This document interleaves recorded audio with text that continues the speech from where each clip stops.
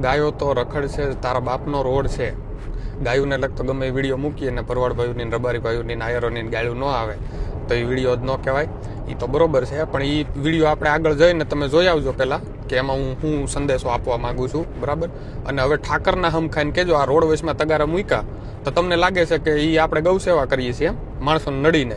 એવું આપણા ઠાકરે ક્યાં શીખવાડ્યું મને એ તો બતાવો, બરોબર.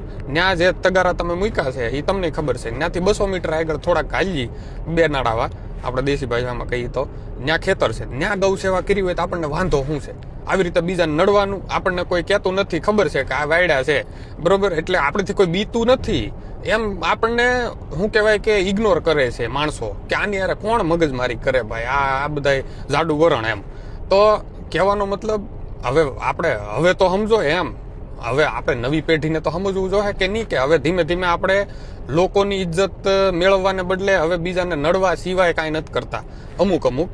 તો ઈ વાત છે ખાલી. અને ઈ જે વિડીયો મેં બનાવ્યો હતો અહીંનો વિદેશનો અને ન્યાનો, તો ઈ જરીક જોઈ લેજો કે એમાં શું ફરક છે, બરોબર. વાત ખાલી સભ્યતાની છે, બીજી મારી પાસે કોઈ વાત નથી, બરોબર.